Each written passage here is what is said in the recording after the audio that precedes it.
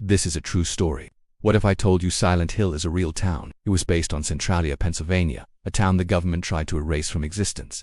In 1962, a coal mine fire started beneath Centralia during a routine trash burn. It spread through hundreds of miles of underground tunnels. Smoke began rising from cracks in the streets. The ground became too hot to walk on. Officials told residents it was under control. They said it would burn out naturally, but the fire kept spreading and people started getting sick. By the 1980s, sinkholes were swallowing the homes. Toxic fumes leaked into basements at night. A 12-year-old boy nearly fell into a sinkhole that opened beneath his feet. Rescue crews measured it at 150 feet deep, filled with carbon monoxide. The state finally admitted the fire couldn't be stopped. They condemned the entire town and began forcing residents out through eminent domain.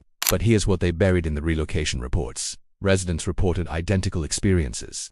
Strange figures moving through the smoke at dusk. Voices calling their names from empty homes.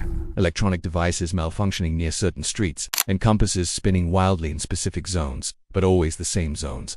One former resident described waking up to find her entire street covered in a thick fog that didn't move with the wind. She said she saw shadows standing perfectly still inside it. When she tried to photograph them, her camera wouldn't work. By 1992, only 7 residents remained. The U.S. Postal Service revoked the town's zip code.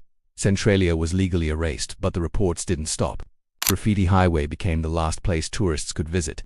An abandoned stretch of road covered in colorful graffiti. It attracted thousands until 2020, when the state suddenly bulldozed the entire road and covered it with dirt. Officials claimed it was for safety and to discourage trespassing.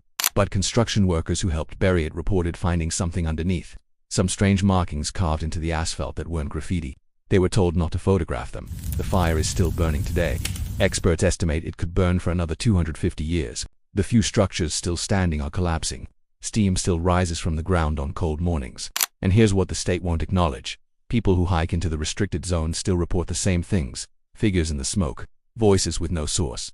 Compasses that stop working. Centralia is still on maps, but if you try to drive there, every road leading in is blocked. And the government has never explained why some areas are more restricted than others, or what they're really protecting people from.